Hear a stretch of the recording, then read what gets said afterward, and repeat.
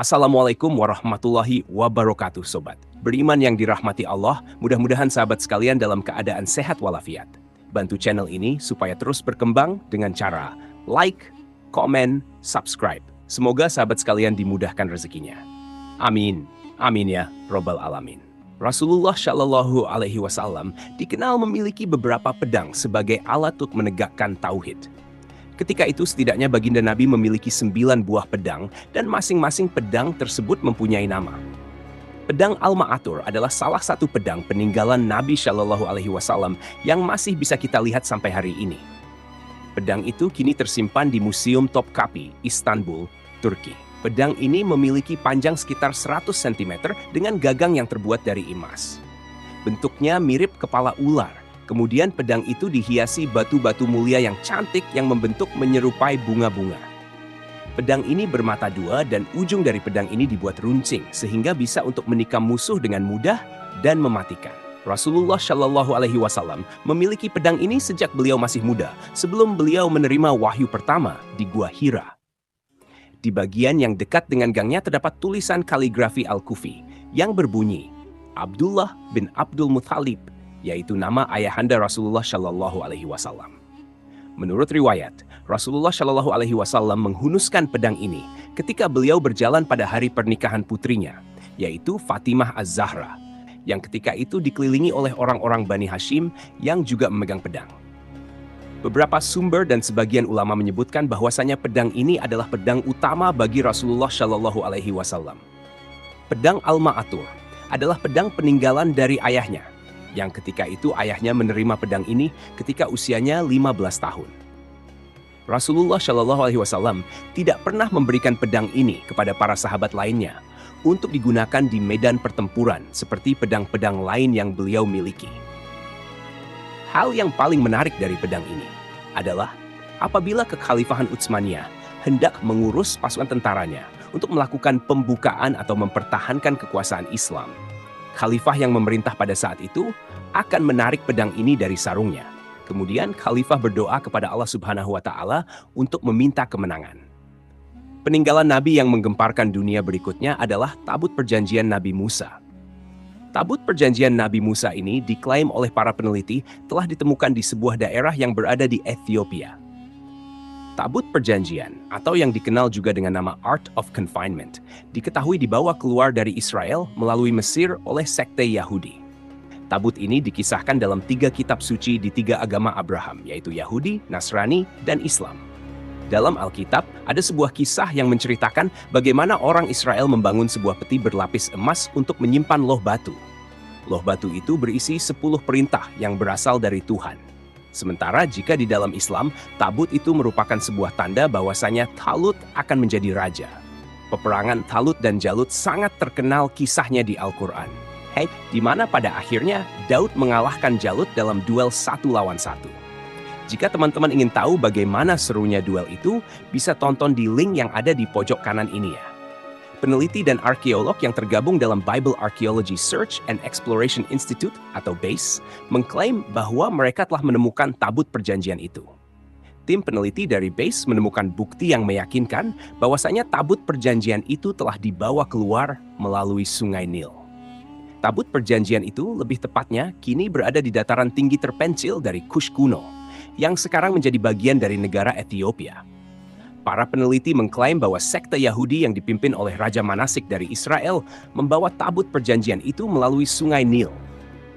Tabut perjanjian itu akhirnya mencapai tempat peristirahatan terakhir di Gereja Bunda Maria di Zion, yang berada di kota Aksum, Ethiopia Utara. Mereka belum secara langsung menyaksikan tabut itu dengan mata kepala mereka sendiri, karena mereka menolak untuk masuk ke tempat itu, karena terdapat aturan khusus yang harus dipatuhi. Hanya 1 orang suci yang diperbolehkan untuk melihatnya, karena dikatakan bahwa mata dunia akan mencemari tabut perjanjian itu. Selanjutnya adalah tongkat Nabi Allah Musa alaihissalam. Di dalam kisah kenabian Musa, beliau mendapatkan petunjuk dari Allah untuk memukulkan tongkat ini ke air, dan ketika itu lautan jadi terbelah 2, sehingga Bani Israel bisa menyelamatkan diri dari kejaran tentara Firaun dengan cara berjalan melewati lautan yang terbelah tersebut.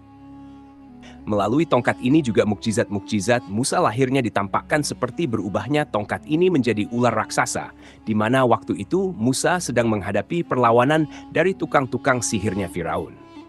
Artinya tongkat ini dipercayai oleh orang-orang memiliki kesaktian yang luar biasa, padahal menurut pemahaman Islam itu hanyalah tongkat biasa. Allah Subhanahu wa Ta'ala lah yang membelah lautan waktu itu melalui perantara tongkat ini dan nabinya, yaitu Musa alaihissalam.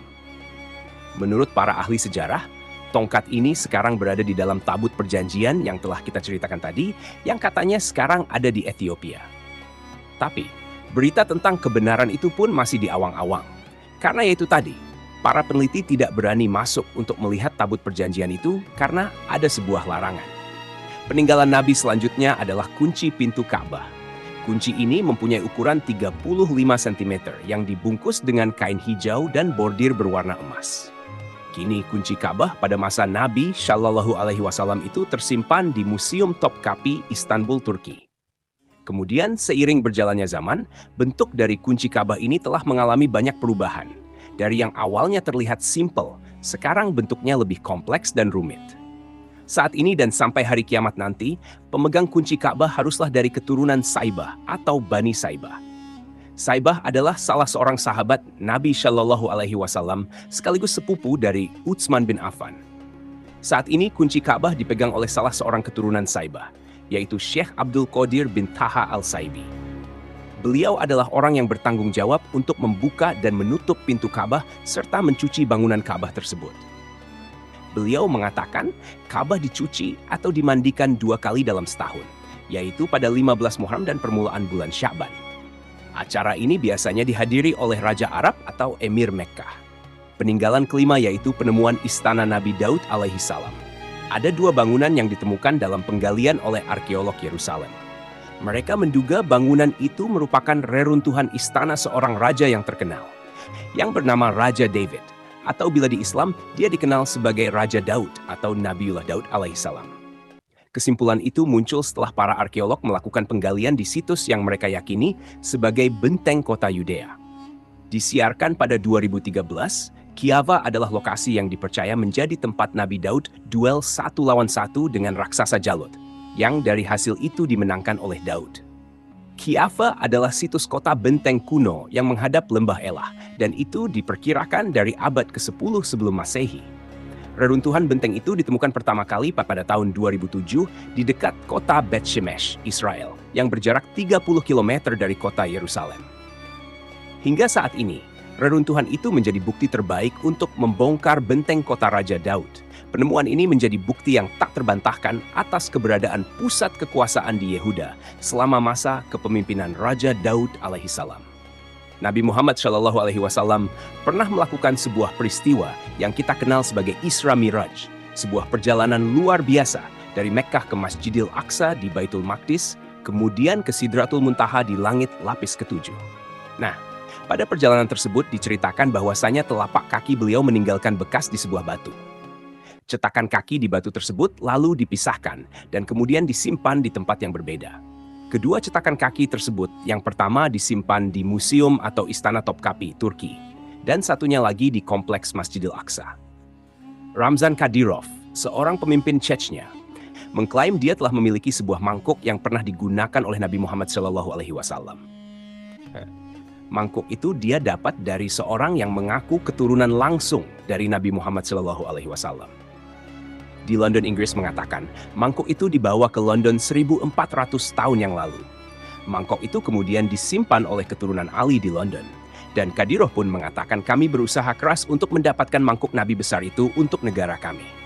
Kadyrov pun menyimpan mangkuk itu di sebuah masjid di Chasnya dan dibawa keluar setiap tahun. Tepatnya pada hari ulang tahun Nabi Muhammad SAW. Dan pada saat mangkok tersebut dikeluarkan, Kadyrov mempersilahkan siapa saja yang ingin melihat bagaimana bentuk mangkuk Nabi besar Muhammad Shallallahu Alaihi Wasallam itu. Salah satu peninggalan Nabi Muhammad Shallallahu Alaihi Wasallam yang masih bisa dilihat sampai hari ini adalah baju gamis beliau. Sepotong baju milik Rasulullah Shallallahu Alaihi Wasallam ini masih tersimpan dan pernah dipamerkan di Masjid Hirka Sharif, Istanbul, Turki. Kita sering mendengar, kenapa Benda-benda peninggalan Nabi Muhammad SAW ada banyak disimpan di Turki. Itu karena ketika kekhalifahan Islam berkuasa di Turki dari dulu, mereka berusaha untuk mengumpulkan berbagai peninggalan baginda Nabi, termasuk dengan kekhalifahan Turki Utsmani yang ketika itu berkuasa pada abad ke-15 Masehi. Beberapa peninggalan Rasulullah Shallallahu Alaihi Wasallam dibawa oleh khalifah ke Istanbul, yang mana pemerintah Utsmani kemudian menyimpannya. Setelah masa kekhalifahan Utsmani runtuh, pemerintah Turki mengambil alih, kemudian menyimpan peninggalan Rasulullah Shallallahu Alaihi Wasallam tersebut ke Istana Topkapi, Turki.